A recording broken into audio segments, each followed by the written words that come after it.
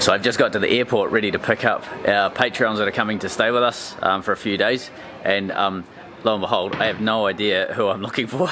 So I'm going to be standing here hoping that they recognise me, so we'll see how that goes.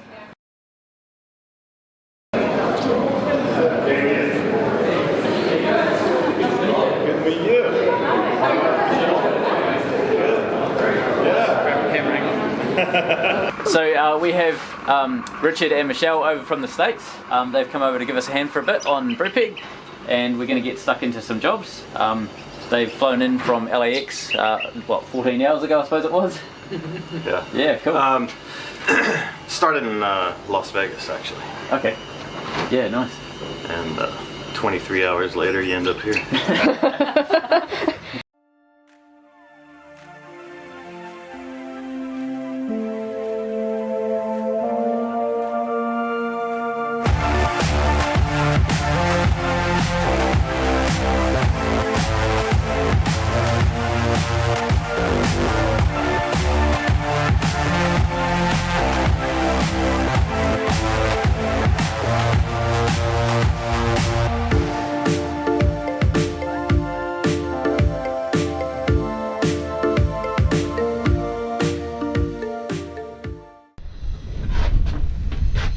So they have a Home Depot here?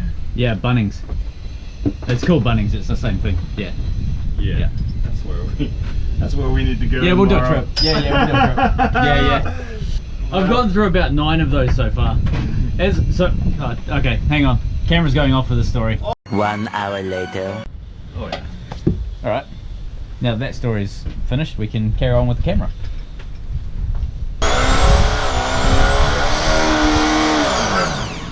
No, damn it, it's not gonna do it.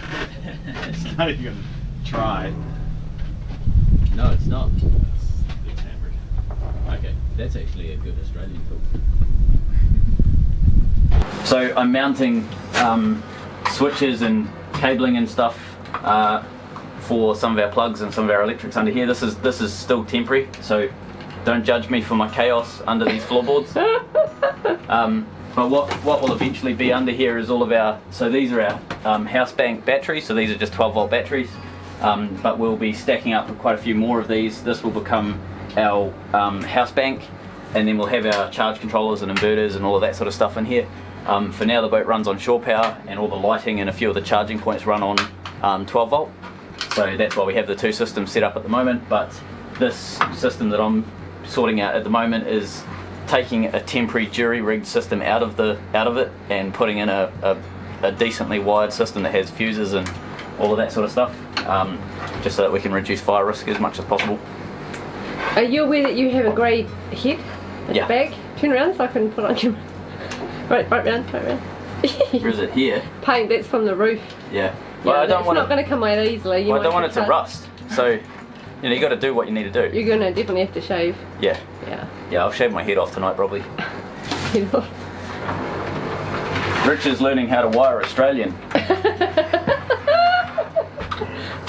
So we've got this plug that goes on the back of the wheelhouse, which is it's like a waterproof 15 amp 240 volt plug, and all of our power for shore power comes through that, and it's been a temporary setup. We're doing it better, so we're basically moving where the holes go so that none of the wires do any weird kinks. We're putting in circuit breakers into everything. Everything's sort of kind of getting protected so that we can stop the risk of fire, and yeah, just general doing it better than it was. Adam will be very pleased with you. Adam will be pleased.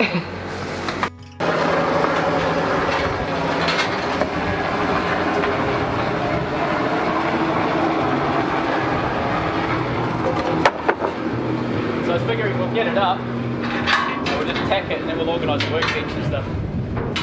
Yeah. Alright. I'll climb in and start winding. Okay.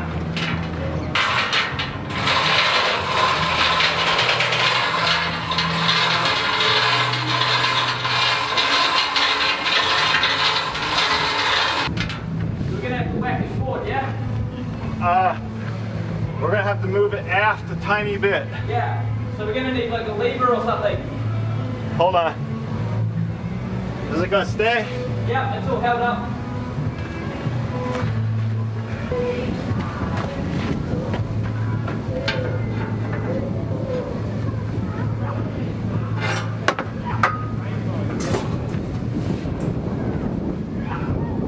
It's because it's all bent, you know, whatever. Yeah, we just have to work it. We'll get that out. We've done it on all of them so far. So that's close, eh? That's pretty. My only concern is it too far away? So we just have to make sure we've got the same distance. Right. So we can tack it and we're good. Yeah, we'll get a crowbar. We can always run a disc up if we need to, but still. Get a crowbar and I'll Yeah. flex it that way. Let's go get some levers and just see if we can actually do it. Yeah. So we got the panel almost up and ready to go. So this side here is quite flush, or roughly here is pretty much spot on. So what we're going to do is try and maneuver the panel around. We've got screwdrivers, crowbars, a few other things. We're just going to try and manhandle it to get it in place. Yeah, it might take a bit of brute force because when we cut this out, there was a big bong and the hull is obviously warped compared to this panel, so there's going to be a bit of manhandling to get it to suit. So what we've got one corner that's basically aligned spot on. Because the whole panel's warped and twisted, when we cut it out, obviously there was stress on the steel and so on, and it's sort of warped and twisted. So this corner is now pretty much spot on. We're happy with that. And what we're going to do is push the panel in. So as we push it in like this, we're going to basically go through and start tacking every 6 inches or so all the way up until we get this corner right.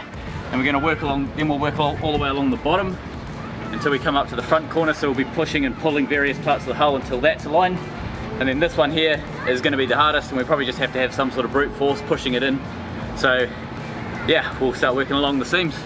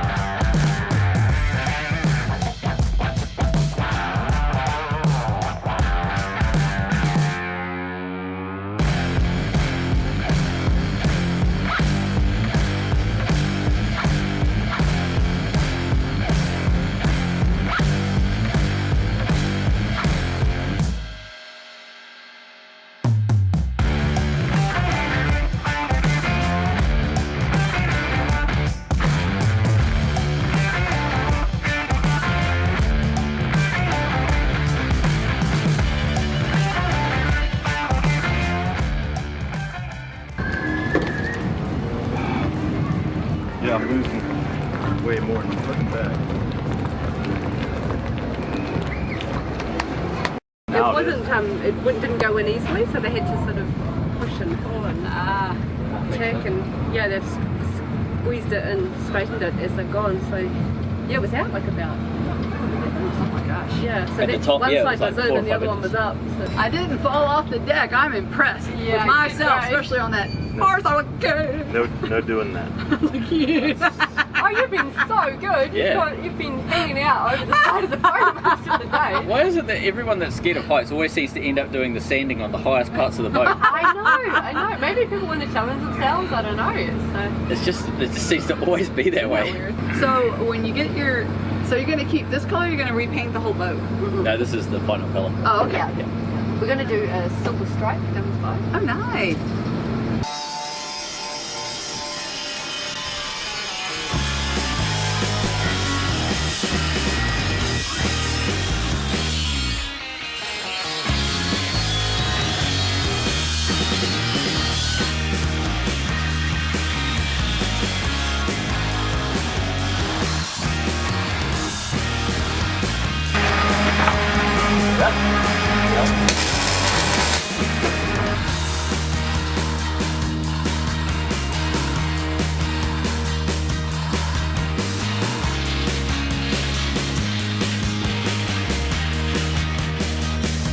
We're gonna go your way. Yeah, Jill.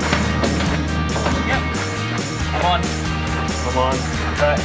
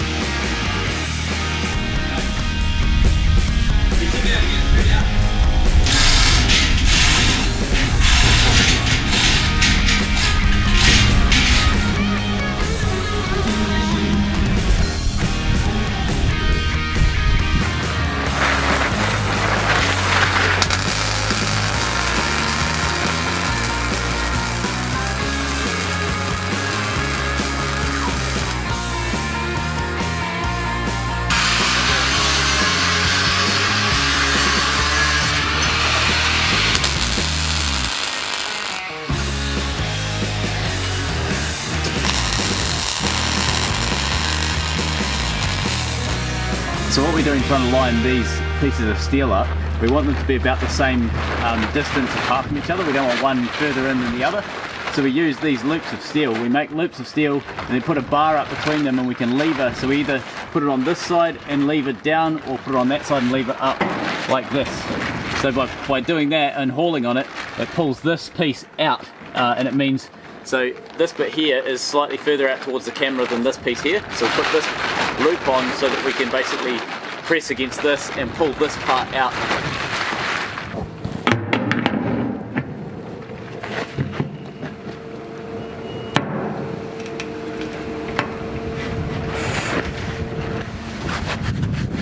Okay, wait, hold.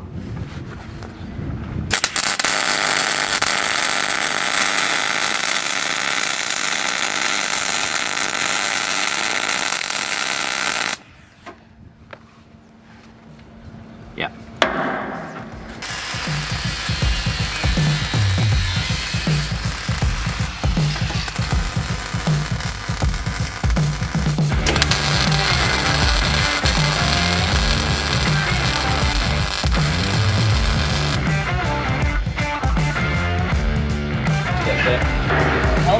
Hold.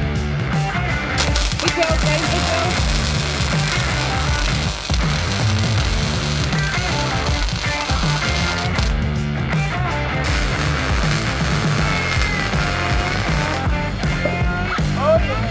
Good one. Yeah, maybe that.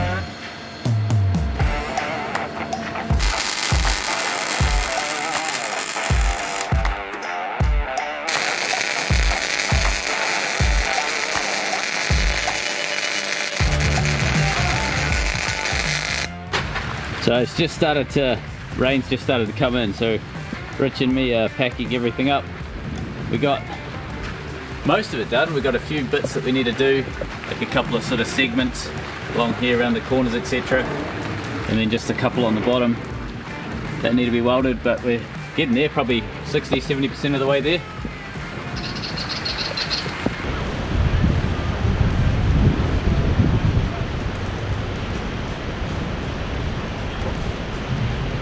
Power on, gas on.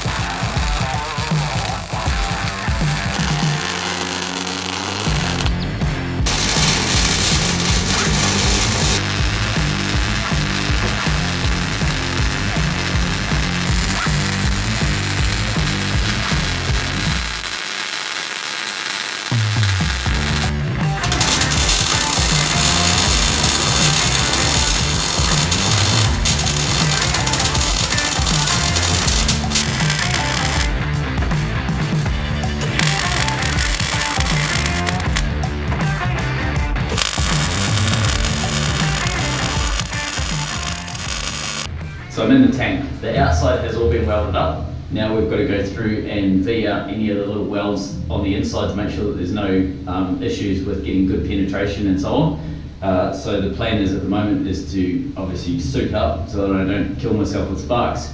We're going to grind out the welds on the inside just to make sure that they're ready to weld and flapper away any sort of carbon or burnt paint or any sort of imperfections and inequalities and so on in the where we're going to be welding. And then we're going to stuck in and start blasting some metal onto this.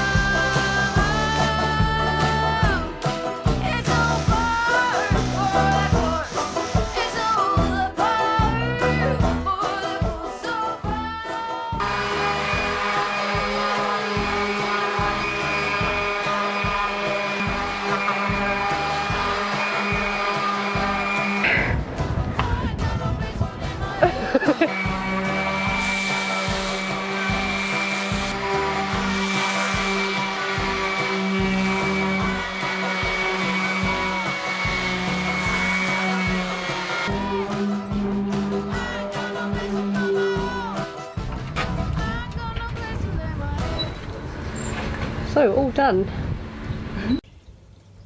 So the sun has just gone down, and on Brupeg we have fuel tanks welded up. So that is tank 1 of 2. Both of them are welded. One of them is welded on the inside about 60%, the other one we need to get the welder into. Jess and Michelle have been, one of our Patreons, the two of them have been repainting the outside of the boat. So the grey is where the paint was a bit thin or has gone through down to steel. They've sanded the whole cabin front to back. That was mostly Michelle that did that, and then the two of them are painting the top coat onto the boat. This is tank number 2. This one's all welded on the outside, and the one that's got about 60% of the inside done. But you can see the cabin on this side has its lovely shiny top coat all the way down the side. So yeah, tomorrow's job, I imagine, we'll be getting the other side completed. And Michelle's husband Richard and I have been working initially on the tanks. Richard's now working on not only the veggie oil boiler just behind me, where is it, here in this cylinder, he's also helping us do the engine. So we have a bit of a stretch goal of actually trying to get the engine started. So yeah, we're making massive leaps forward. So it's been amazing having these two here. The help has just been phenomenal how much we've been able to get done. And Ryan is ploughing through some episodes. So Ryan has Christ, I think he's working on 3 episodes in one go. So yeah, he's making a massive push in terms of actually getting some content out. But Ryan is pretty much the creative genius that comes up with how they look, how they feel, all that sort of stuff. So yeah, feel free to comment on you know, how you like the direction and all that sort of stuff. It pretty much is entirely Ryan's work. So I personally think it's amazing. Some of the stuff that he produces just blows my mind at the feel that you get from the videos. So yeah, I can't wait to see the episodes. I haven't seen some of the stuff he's produced yet, so he'll be coming up soon. And yeah, we'll see some of the new stuff coming out shortly. Hey, I heard you want to leave this place where we grew up. This old town, just put it all behind. Remember you and I would always find somewhere to hide when we were kids, so we could see and hear the water run. The river's gonna cry when you're gone.